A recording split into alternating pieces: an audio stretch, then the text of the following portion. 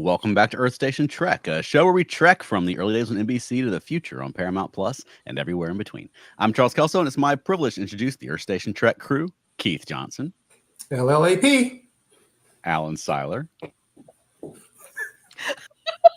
Hello. I don't know what to say. I'm so unprepared. Veronica Dashel. Hi. And we're joined by a special guest this week, Jim Beard of Becky Books. Welcome, Jim. Welcome. Guys, I am so excited to be here today to talk some Star Wars. No, it's Lost in Space. All day. We can do that too. Yes. Oh wait, I thought this was might be I thought this was the That's No Moon, that's an Earth Station podcast. That's right. Damn. There I you was go. led astray. Somebody go. lied to me. I think we know who. I'm going to steal that idea for an April 1st one year when our show falls on April 1st. My royalties are, very fair, I think. It'll be a big percentage of what we make on this show. Don't worry. All right. Sorry. Back when I used to run inherited, Johnny. What? Nothing. Go ahead. All right, move along. Joke. Sorry, like way before anybody's time. Keith, we got some This Week in Trek this week. Just two quick things that I can only do this week. I'm gonna go in reverse order. The first one I think is pretty cool. As everybody who's into science fiction and math and all this kind of crap knows, today is March 14th, 314, which is of course the value of pi, 3.14. Yes. What in the world does that have to do with Star Trek? Well, as you remember, there's a famous episode where Rejek / Jack the Ripper was terrorizing the Enterprise in the episode Wolf in the Fold. And when he abandoned the body of Mr. Hengist, the spirit took over the ship's computer, and Spock came up with a really cool way to get him out of the ship's computer. He issued a priority 1 message to the computer and ordered the ship's computer to calculate to the last value, the value of pi. And then the entity goes, no, and then he and Spock, of course, I love it when he says pie, everybody pie. Right. And it's just a cool usage. Spock, of course, informs everybody, probably 99% of the audience, who knew that pi is a number without ending. It's irrational, no ending and no repetitions. I just thought that was a funny connection to that value, because I've been getting text all day long about Happy Pi Day. We didn't have any pie today. All right. What else you got?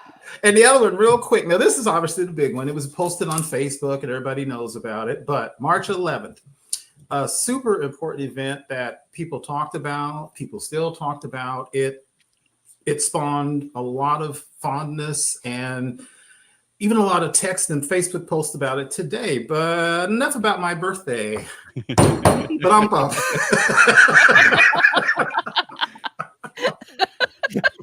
Happy birthday, Keith. Thank you. Boy, I'm not. Stop, Josh.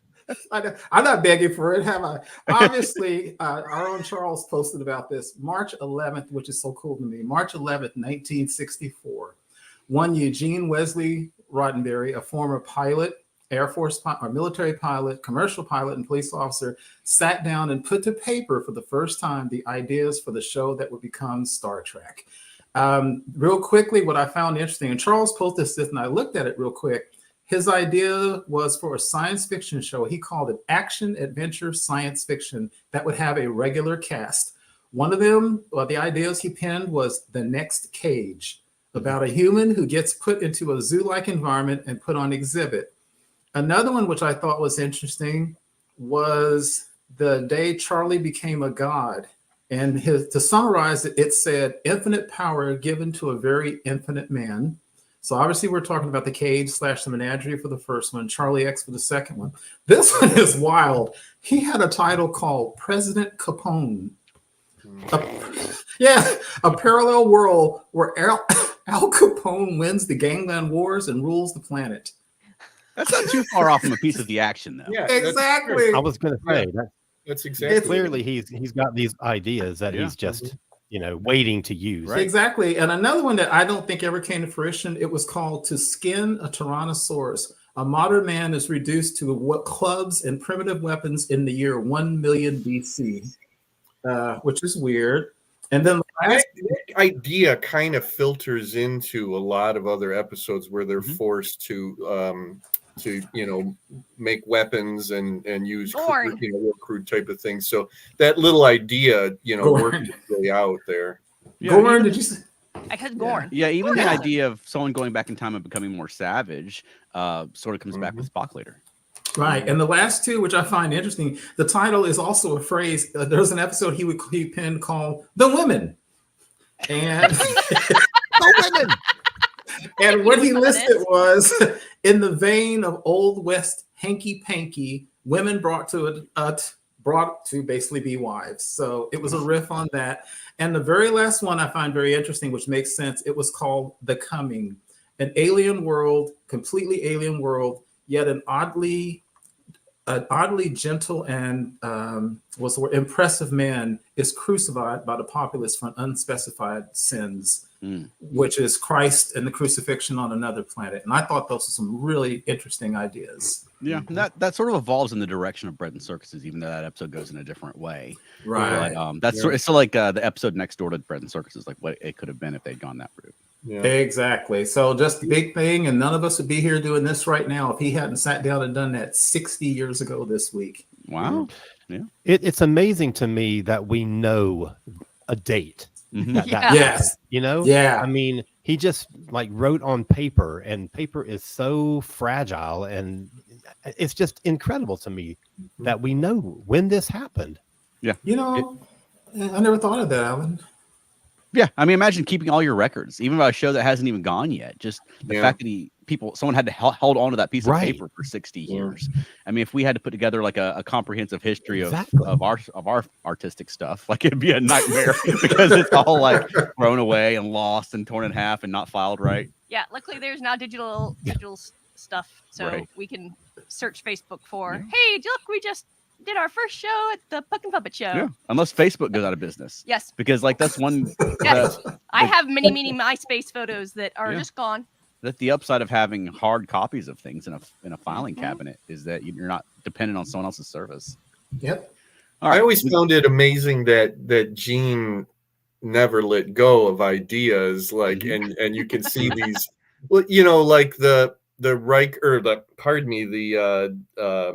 Ilea Decker idea, is Deanna Troi and Riker, So there's all these little through lines, when he grabbed onto something, he didn't want to let it go. And by God, he was going to use it somewhere at some point. Right. I always thought that was a very interesting trait of Gene's. Oh, yeah, absolutely. All right, we've got a few comments. Our buddy Tiger Blade 2002 says, hey. Hey, Wayne. And said, hey, Alan. Hey. You were missed last week. And then Elaine Sweatman says, happy birthday, Keith. Thank you, Elaine. Thank you. Shouldn't have taught how to say that. Keith, I have you beat. My birthday is Star Wars Day. Wow. Oh, really? Mine is First Contact, I win. Oh, cool. Yeah, but I have a saying about my birthday. May the 4th be with you. So. I still win. All right, Jim. I mean, thank you for joining us today. Now, Veronica, that's a really good one. You run Becky Books. Tell us what that is, and about some of the. I know recently you did a book that our buddy Bobby Nash was talking about when he was here, Galloping Around the Cosmos, and you've got another Star Trek book on the way. Tell us how Becky Books came about. Well, I'm going to try to keep this real upbeat. so it's named after my late wife, Becky.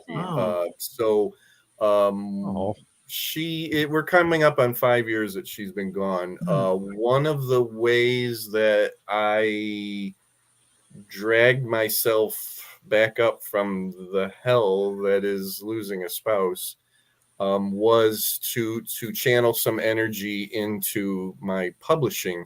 I was already doing a little bit of it, but without any kind of a name to the company. I do have a little company called Flinch Books with my publishing partner John Bruning, but this was stuff for me to to just sort of do my own thing. And just one day I just said, you know what? I'm going to use her spirit, and inspiration to create a little publishing company. The unofficial motto of it is cool books she would have loved. And that's kind of my guiding, force here, is that every time I come up with an idea and say, is that going to be a Becky Books book, is I kind of ask, her spirit, and I think like, yeah, she would have really loved that. She would have said, "Ooh, yeah," and then I know I'm on the right track. And that is the honestly, sweetest the Star thing I've Trek ever books heard. are because Star Trek, the original series, was her most favorite TV show. Dark Shadows came in very, very close after that. But the classic Star Trek, we watched a lot of stuff after original series, but there was one day where I remember she turned to me and she said, "You know what? All I really like is classic Trek." She said, "This stuff's okay," but she said, "I realize that now. That's what I really, really love is classic Trek." So I did. I have a little series called Memories from Today's Grown-Up Kids, where I basically get a bunch of writers together and tell them to write essays about their childhoods, but with themes. So the very first one was about growing up with G.I. Joe. The second one is Running Home to Shadows, which is growing up as a kid watching Dark Shadows. That book is so her. It's not funny. And then the third one is about watching Japanese TV shows. All of the great imported Japanese TV shows we got from like the 60s up through the 90s. The fourth one is D20 or Die, which is playing all the great old school tabletop role-playing games from like the early 70s up until about the end of first edition D&D, which is like late 80s. And then finally I hit the one it had been on my list for so long, and I said, okay, the time is right. And we did classic Star Trek. So it's several essays from writers about their introduction to classic Star Trek.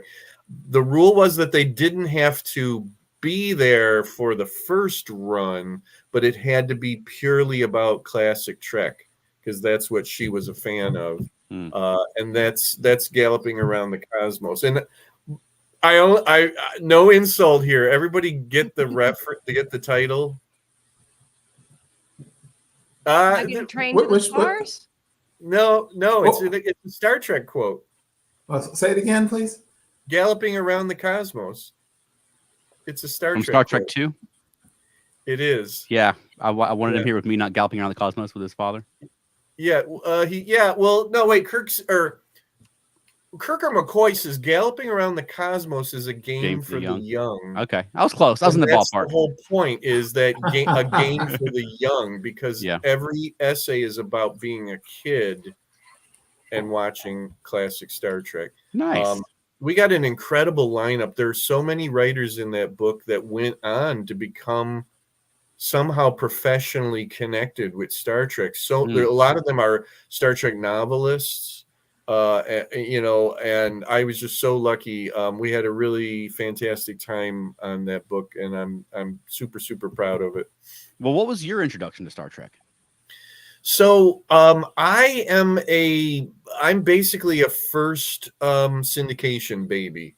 Okay. I was born in 65. I was around when Star Trek was on, but I don't have any memories of watching it first run, although I know it was on in the house. I had older brother and older sister, so I'm sure it was on, and I'm sure my dad probably tuned in, every once in a while.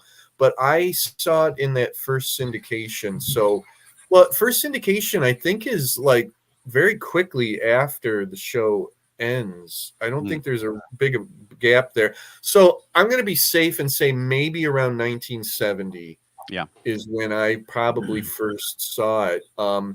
And I knew by the tender age of 5 years old that I loved science fiction. And there was this incredible science fiction TV show. And I was the only one who watched it. Nobody else in the family wanted to watch it. And in fact, my sister, if she was passing by the room, would make fun of it. And it just, pissed me off. Well, if it was during the title sequence, she had to do the women singing, the wordless, stuff in the background of that. She had to mock that. There's a famous thing in my family where I was watching Enterprise Incident, and at the end of it, Kirk goes back to the Enterprise, and he's still got the ears from being a Romulan. Yeah, and they're on the bridge, and McCoy says, "Jim, why don't you come down to sick bay so I can bob those ears of yours?" And my sister, smart ass that she was, she goes, "Well, why doesn't he just do that with Spock?" I was mortified. I literally turned at her, and if looks could kill, here's me all of whatever I was, 6, 7 years old, you're so stupid. You don't know anything about, Star Trek. So that's my big childhood memories. I was the ringleader of the kids in the neighborhood. I would always decide what we were all going to play. And if we weren't playing with action figures, we were doing a little bit of role playing as only kids can do. So I would always say, let's play Godzilla movies, but every once in a while I would say, let's play Star Trek. And the other kids in the neighborhood just never really got it. They sort of knew the things, but I got to tell you something. It's kind of hard to play Star Trek because it's not necessarily, it's not like playing Godzilla. You know what I mean? And you had to come up with a way to do the transporter, but how do you do that as a kid? So we would do things like find something round, like a garbage can lid, maybe. Yeah, that's what I was gonna say. Yeah. Right. And we'd stand on top of that because that was the round platform. And then we'd have to make the sound and then start to dim our eyes to our eyes were almost closed. We would run really quick across the yard and maybe to the backyard, and then quick jump on another, whatever, and then go zzz, and then open our eyes. Great. That's amazing. Wow. That's funny. Commitment. I was obsessive compulsive, and so I had to be the ringleader. So that's how I played Star Trek. So a lot of really fun memories, and I was obsessed with it. If I remember correctly, it was on Sunday. It was Sunday late afternoon or something like that. And I would jump in my dad's lazy boy chair and I'd plunk myself down. And I'd take out my copy of The Making of Star Trek, the paperback Making of Star Trek that my dad had bought me. And as soon as the title card came up, I'd quickly turn to those pages in the back that had all of the episodes listed to find it. And I don't know how much that enhanced my experience, but I would sit there and look at it. But it was frustrating because there were episodes that would come on that are not in the book. And I didn't understand what the hell was going on. Right. And it took me a long, long time to realize that book originally came out while the show was still on the air. Yeah. It doesn't have third season episodes in it. And if a third season episode came on, I was like, why isn't this in the book? And it literally hurt my head. Jim, it's funny. You talked about how Star Trek is a show that's difficult to play games with. And I'm sure you remember because you see all the time on the internet, people posting pictures of those really kind of horrible Star Trek toys that were supposed to be Star Trek toys, like the plastic gun that fired the little the disc, the flat disc. And they slap Steve, they slap Star Trek on it. Look at the cover of my book. Yeah, they'll figure it out. That's sorry, good point. Yeah, exactly. And that's I forgot about it because you have the helmet too, which is another thing. And what in the heck does that have to do with Star Trek? But that was a toy that they just slapped Star Trek on all kinds of junk back in the day. Everything those kids have are those those ones that they slapped. Now I was lucky because I had the Ertl model kits. Okay. And one of the cool ones is I think it was called the Exploration set. It was a model of the phaser, the tricorder, and the communicator. Oh, cool. Nice. But they were models. But I was the kind of kid that I didn't just build a model and set it on the shelf. I played with models, and they always, fell apart. But that was really cool because they're smaller than what they're supposed to be, but they still had, the tricorder, the thing flipped up and it had a little screen and it had a little image of Balak on it, and the communicator would flip open.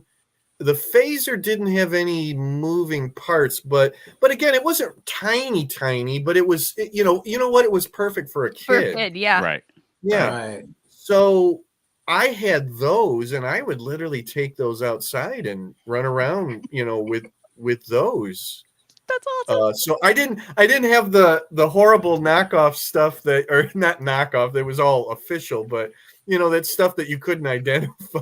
Yeah, because they would just take toys they already had in production and put Star Trek on it. Like old Remco stuff would, until Mego came along. And I had the Mego Captain Kirk and Mr. Spock. I got my Captain Kirk for I think it was my first communion gift. I went through first communion, and my dad said, "You want to go to the store and pick something out?" And we went over to Kmart, and I got the Captain Kirk.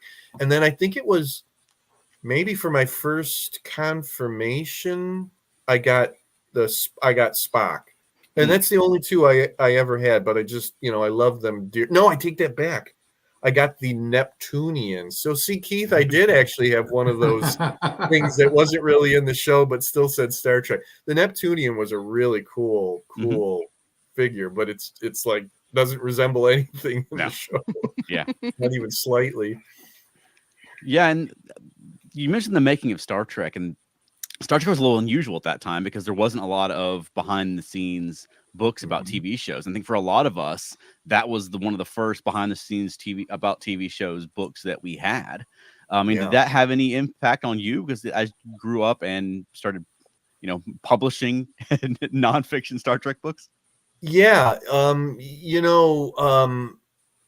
not necessarily on a conscious level, but yeah, the more I think back to all the books that I had and the excitement that I felt from them, I was really lucky. I had the concordance, which I still have. I had the technical manual, which just even today, if I think about it, my hands start to shake because it's just such an awesome book. Yes. It had. I loved diagrams, and the making of Star Trek had the set diagrams in it, and that just blew my mind. So yeah, that's a really great question. Although I haven't really done anything like a technical manual or whatever, right? I still feel like those books inspired me to create something that I hope people would feel the same excitement from. I think the closest I ever got is that I have a series of books called DC Jones and Adventure Command, and they're basically my version of G.I. Joe and the Adventure Team, the toys from the 70s. And in those books, in my books, I have fake instruction sheets. So every so often throughout the book, I had my artist, he would draw out literally an instruction sheet for one of the toys that doesn't really exist in it. And I would stick in, the caption and an arrow pointing to things and put this in this slot. We had a fantastic time with it. So now it's really occurring to me that, yeah, I guess I did do that sort of thing because I love stuff like that. Right. Now, there's a lot of stories in Galloping Around the Cosmos. Is there one that really jumped out at you that you didn't write? Boy, see now, of course, all those writers are listening to this right now. All right, Beard, pick mine. You know what? Honestly, no. What I have is what I came away with is sort of more general type of things. And the biggest one is, and it's the same through all of the books in that series, is that no matter when those people who wrote those essays, no matter when they were born, when they grew up, how they got into Star Trek, there are these threads, these common threads that go through. And that's what I really, really love. They can be in different eras and in different parts of the country, or maybe even in England or whatever. You get these commonalities through them, and it's really just amazing. You know what? I'll call out one essay, and that's Alan J. Porter's. He grew up in England, and his story is really amazing because if I remember this correctly, he saw a Star Trek comic strip before he ever saw the actual show. Yeah, the UK comics. Yeah, and they changed. I think this is Alan's. They changed the name of Kirk. It was Kurt, Kurt, Captain Kurt. And if I'm not mistaken, that's the name of his essay. It's like traveling with Captain Kurt or something like that. That's really amazing that everybody may go, oh, I know what it's like to have grown up with Star Trek, but it's like, do you know what it's like to have grown up with Star Trek in a different country? Right. We think of Star Trek as very American, even though it had an international cast, supposedly. But, well, you know what I mean? It's like, Walter Koenig's not really from Russia and so on and so forth. Jimmy Doohan's not really from Scotland, technically, but that's something that's really amazing. Alan's in a couple of the books, and he always had such an interesting POV on the theme because it opened my eyes to come out of myself and realize how different it was for a kid in England or wherever. In the one about the Japanese TV shows, I have a lady who grew up in Germany and saw Japanese TV shows there. I mean, you think it might have been odd for us as kids to watch Japanese TV shows here, but think about it filtered through Germany. So there's some really, really unique experiences in there. And one of the cool things for me as a publisher and an editor and putting these books together is when the writers hand it in and I read it and I go, this is really great. And they say something like, Jim, I can't tell you how happy am I to get that story out of my head and onto the page, Right. And they said, as I was writing it, stuff came up that I didn't even really remember until I literally started thinking about it. And so I guess in a way, these books are like a kind of therapy. Right. They're going to be paying you to write. Yeah. And you're right. I mean, you have different experiences, and even across decades. I grew up watching Star Trek in the 80s and into the 90s growing up. But it seems like everyone I've ever talked to, no matter what decade or wherever you grew up watching Star Trek, everyone played that game where you try to guess the episode before the title comes up and see how quick you can figure out what episode you're watching, which is kind of ruined now by streaming services and things like that because the TV just tells you what you're watching. Becky and I used to do that before we owned them on Blu-ray, whatever. Right. I don't even know what channel it would have been on, but it would start up and isn't that like a version of Name That Tune? Right. You have how many seconds can you name that Star Trek episode? And I hate it because we would get to ones where I didn't know them that well. Like there were certain ones that I don't know if they didn't show them when I was a kid or they were not in heavy rotation. A good friend of mine in high school, we had this joke about every freaking time we'd turn Star Trek on, it was Doomsday Machine. And you got sick of it. Oh, it's a fantastic episode, but like every other time you turn Star Trek on, it's freaking Doomsday Machine again, or it's Trouble with Tribbles. Stop it, right. But so something would come on and, Kirk's on the bridge and he says, we're, orbiting planet, whatever. And I'd turn to Becky and go, what in the hell episode is this? She'd go, that's Requiem for Methuselah. duh, like, oh, well, you know what, my dear, I probably saw that once as a kid. Right. Requiem for Methuselah is one of her most favorite episodes, and how many times does that end up high on lists of people's favorite episodes? But it's a shame because it has an amazing character in it, Raina. And Methuselah, what's his name? Flint. What? Flint. Yeah. Thank you, buddy. I appreciate it. I'm older than you. There's some amazing characters in that, but I remember goes into it and Spock doing his this is a Matisse that has never been recorded, and this is a Brahms lullaby or whatever. And I'm like, I don't remember any of this. That is a joy though when you come across a Star Trek episode that you can't remember what happens next. It's almost like watching a brand new one. Yep. Absolutely. That's me every single time.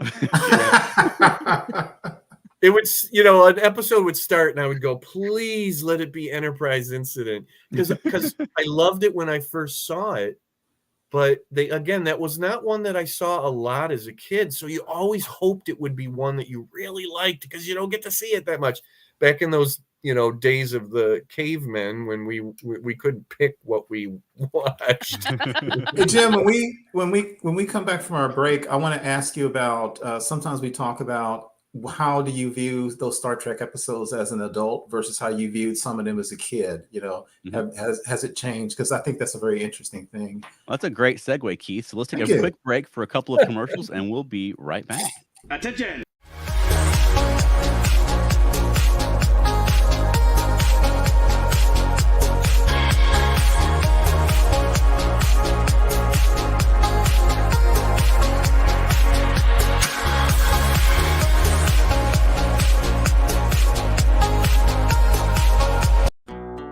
We can't show you what happens in the Felt Nerdy and Dirty show, but we can show you the people responsible.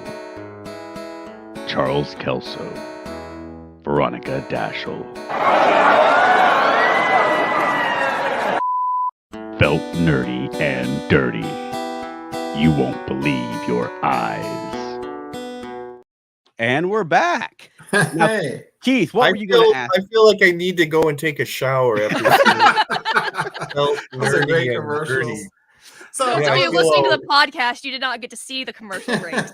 So you should go to our YouTube and watch them because they're I feel hilarious. all weird inside now. So like you, I started watching the original series when I was maybe 6 or 7. And Yeah. I also have 2 older siblings, 2 older brothers, and I was always watching Star Trek. And I don't actively we've talked about this before. I don't actively dislike a whole bunch of Star Trek throughout the decades. I can name the number of shows I truly despise, maybe on 1 or 2 hands. And the children's show lead is probably at the top of the list. But there's episodes that say like Charles Loves, which is, oh my God, The Empath, that I never have cared for. But as a kid, it was just okay. But as an adult, even if I don't love it, I see more in it. Metamorphosis is another one. It was fine when I was a kid. But as I've gotten older, it means so much more to me.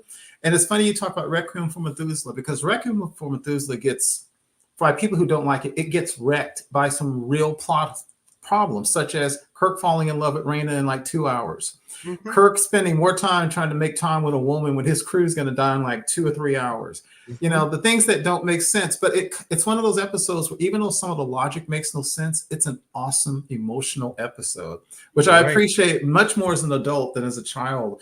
Do you have some episodes like that where as you've gotten older, they're better? Yeah. I mean, no surprise. As a kid, I looked to the science fiction elements. I wanted to see Gorns, I wanted to see the Klingons ships, and stuff like that. I wasn't really overly picking up on all the, the social commentary and things like that. I knew that there was more going on in that show than I was getting. And then, as I matured, I started to realize it. Charles, Becky loved the empath.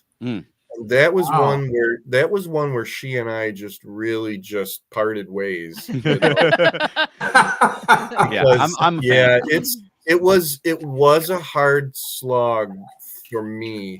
I realized I know what they were trying to do, but to me it was like the minimalist sets was like watching an episode of Lost in Space where they just hung black drapes, you know, and called it a room. I also like Lost in Space. Yeah.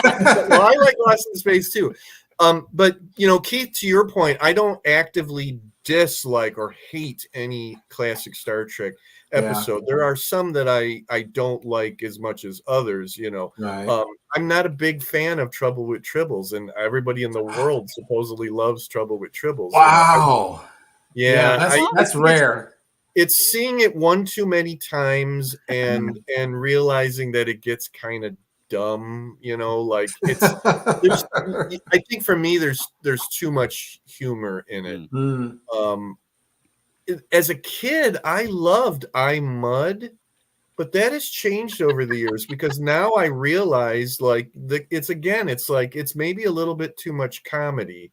You know, it's too much of an opportunity for Shatner to try to be funny. You know, you can tell that like he's just going out of his way to like, oh my God, I finally get to do all the funny stuff that I ever wanted to do. As a kid, I did not appreciate City on the Edge of Forever. If you look at it, it's not really like that exciting for a kid. It's really not. Today, I just eat it up. All of the little details, the feeling of Kirk and Spock being trapped, you know, in that time. Spock working on the stuff just to create the mnemonic circuit, or whatever. Is just amazing, and it's got to be one of the hardest hitting endings of any Star Trek episode. It wipes me out when Spock says, "He knows, Doctor. He knows." Yes, it's just so freaking amazing. So yeah, I mean, things really do change. I still like a lot of the ones that I liked as a kid. I mean, I still like Arena. I don't think anything has ever changed in my feelings about Arena. Although this is funny, not too long ago I watched it, and the whole beginning part of it was like strange to me. Like I must have, as a kid, come in a little bit later when they're already down into that one big area, and they're getting bombed, as it were.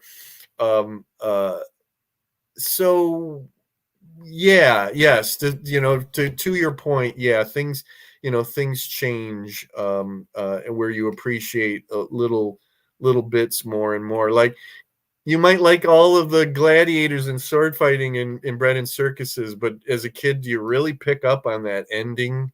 The whole thing about not the sun in the sky. Like, yeah. I don't know what the hell they're talking about. All right, before we get too far away, I've got a couple of quick comments I want to grab. Okay. Michael Phillips says Star Trek first aired in 1969 in the UK, and it was the summer replacement for another iconic sci-fi show, Doctor Who. Woohoo! Wow. And he went on to say, my brother and I used to make short sci-fi films on Super 8, inspired by Star Trek and other things. Not even a shoestring budget, though. Wow. And then most importantly, he said, I love the empath too. And that he's a Tribble skeptic. And then our buddy Wayne, Tiger Blade 2002, chimed in. I agree with Mr. Beard's point of view, from the point of view that you have to grow older to really appreciate some of the episodes. I remember whoever said they love the empath, may the great Becky of the Galaxy smile upon you. And she is, I know. If we're talking about the empath and Requiem for Methuselah, she's happy at this point. I remember as a kid a couple of things that I heard and they didn't resonate until I was older. In The Savage Curtain, which is the episode where they meet Lincoln and stuff. What is such an incredibly cool line is when they meet the image of Sirach, he looks at Kirk and he says, we were not aware of humans in my time. And then he says, I am pleased to see there are differences. Together, may we be better than the sum of our parts. And if that's not idic right there, Star Trek, I love that, to see somebody as different and instantly say, this is cool, you're different from me. Not, this is horrible, you're different from me. Right. Die. Cool. Yeah. My favorite line of his is Spock, help me, Spock. Becky and I had this language that people who are married, we were married for, we're together for 31 years. We, like many people who are married or together for that long, you start to have sort of like a language all your own, and ours was pretty much made up of movie and television quotes. Like I could say something, she would know exactly what I was talking about.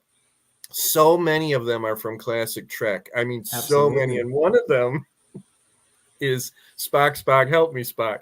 I mean, literally, we could just be at home, whatever, and I could literally just from the other room go, Spock, help me, Spock.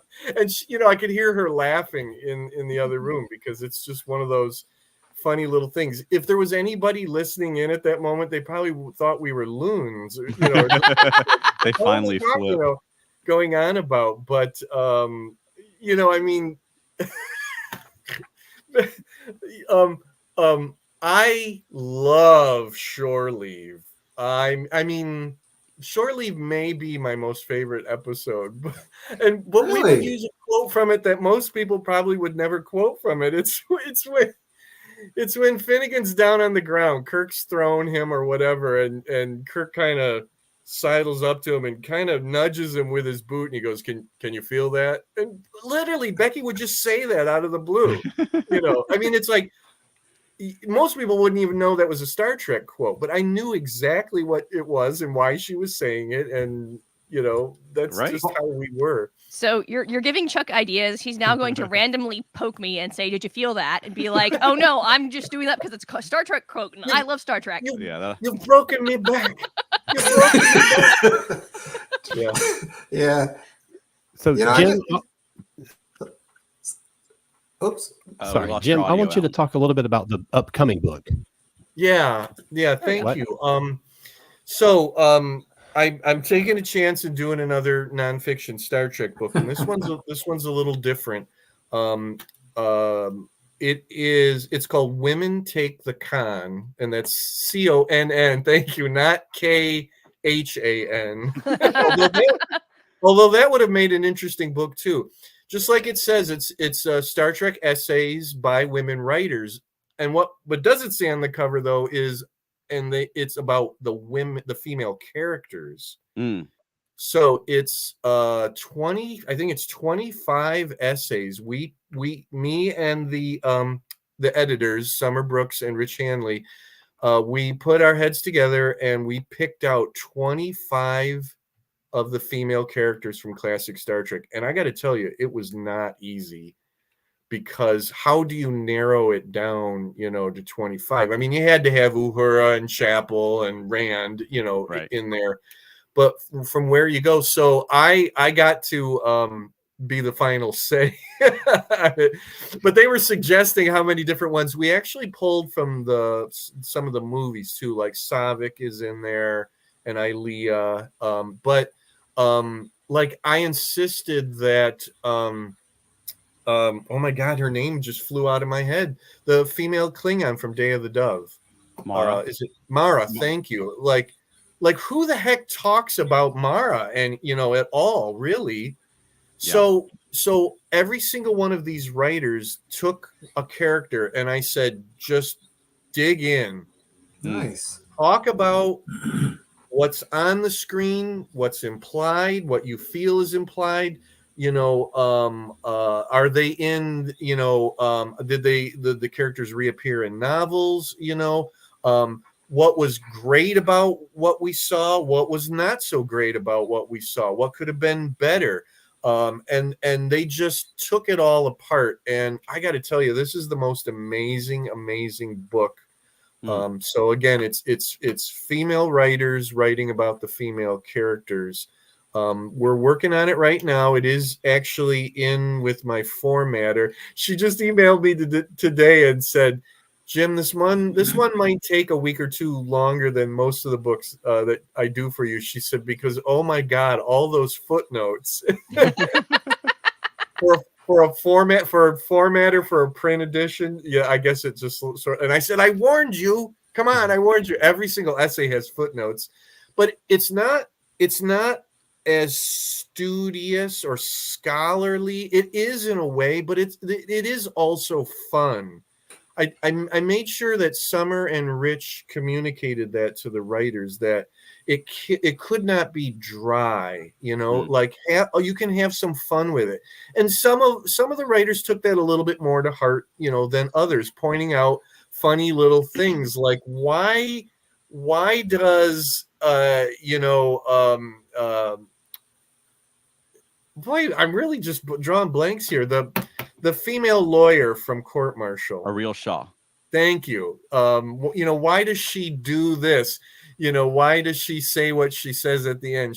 She's a modern woman. Why does she say that thing about the kissing the captain at the end? That that sort of thing, and kind of having a little bit of fun with it. So it's going to be a very different book from Galloping Around the Cosmos, but that's okay, because I want to try to hit as many different types of Star Trek fans with these books, as we can.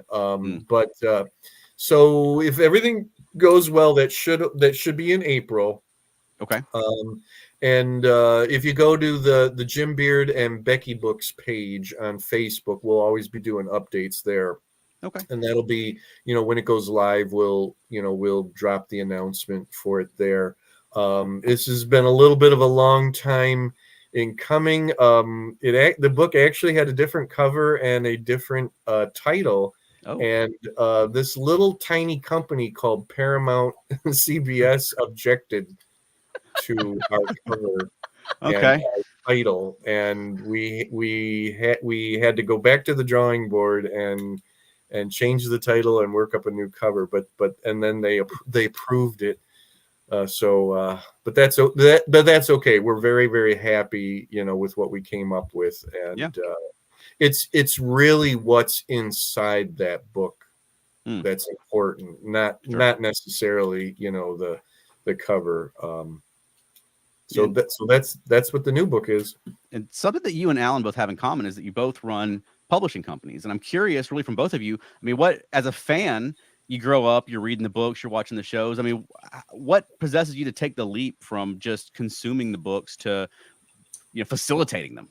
Possessed is the right word. You really want to say, what the heck were you thinking, Jim? Charles, it goes back to what I said about being a kid, and I needed to be the ringleader. I needed to be the boss of all the kids, I needed to be the friendly angel, Keith, of the neighborhood, The first positive reference to that episode I've ever heard. Hail, hail, fire and stuff. All the angels. Yeah. It really was. I've been a professional writer for 22 years now, and I've worked with a lot of publishers, and I've enjoyed all of my experiences. But I got to the point where I said, okay, I want to try to do this on my own. In a way, I want to be the one that says what the cover looks like. I want to be the one who says what this or that, is like, and kind of dictate all of that. So,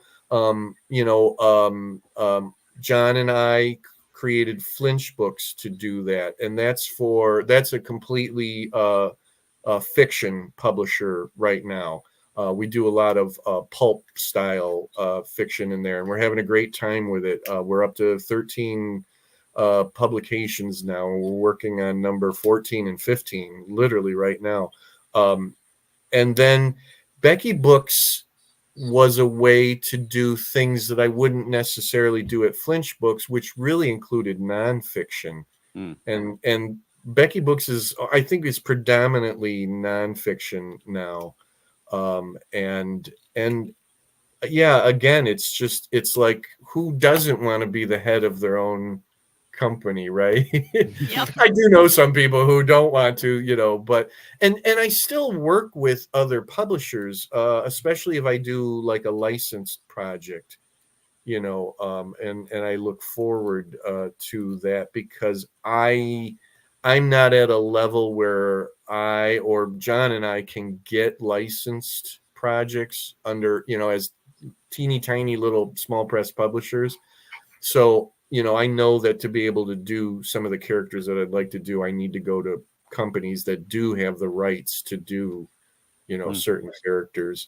And that's always fun too. But there's nothing like the feeling of getting a book that you created and you brought to term and you went into labor with. Ladies, please forgive me for those stupid references, but there's nothing like that.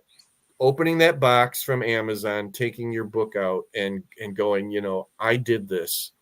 I mean, it's, after all these years and all the books, it never, ever, ever gets old. It's the most amazing feeling. I can only imagine it's something slightly akin to giving birth, having a child, that you say, I created this thing, I put everything into it, and here it is, and now it's going to go out into the world, and other people are going to read it now and talk about it, and give it 1-star reviews, on Amazon or In my Goodreads. brain, I'm picturing that you birthed this child and then it immediately went off to college and people are rating your child immediately. That's what's going through my brain right now, just to share. I was going to say, I have a 17-year-old daughter, and putting out books has got to be easier. I might challenge you on that thing. When you get an email from CBS Paramount and they're not very happy with you, I'm going to challenge you on that. Okay. That's not a good day at all. That's the day that your kid, writes on the walls that you just painted with permanent markers, right. Well, where can people find Becky books? Oh, wait, what's Alan's story? We missed Alan's story. Oh, well, let me get Bobby's comment. Bobby Nash says that Bobby Nash never gets old. Yay! Hey, yeah. Bobby. It's appropriate, Alan, that you read Bobby's, because it's kind of like what Bobby sounds like.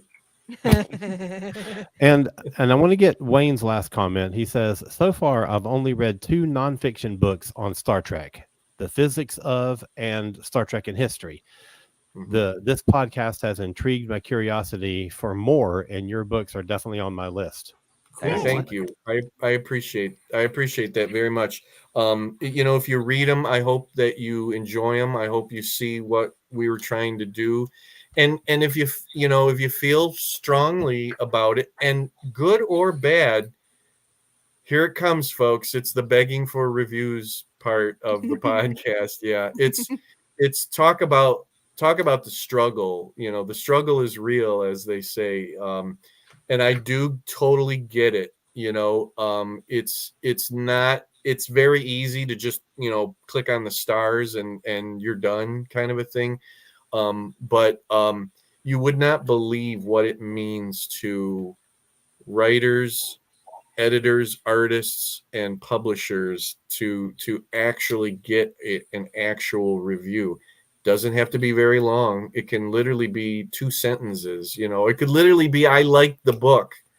You'd kind of want to hear a little bit more than that, but at the end of the day, I'm thrilled just to know that somebody read the book, regardless of if they tell us how they felt about it, because that's what it's all about right there.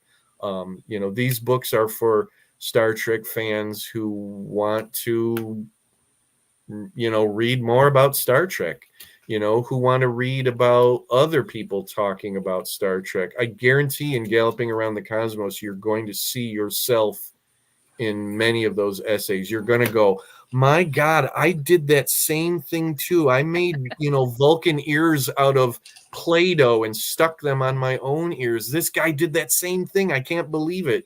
We lived on different sides of the country, Mine were cardboard. I was about to say, or cardboard. I never went that far at all. I just ran around with the phaser and all that. I never did Spock ears. Well, where can people find Becky books? Oh, so Amazon.com.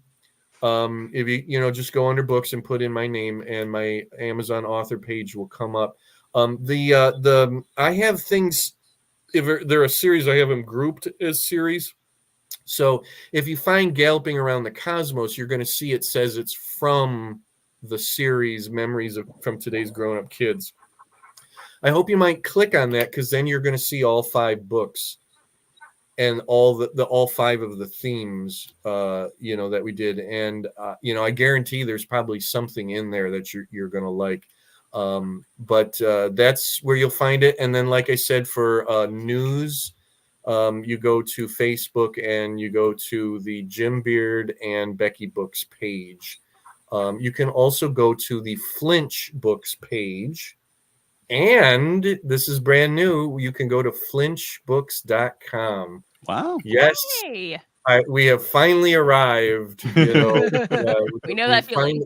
John and I finally have a website, and we're very, very, very proud of it. And that has a contact form in there that we see messages. You can message me through the Facebook page. If you go to X, you can find me at Writer Jim Beard. You can send me messages there.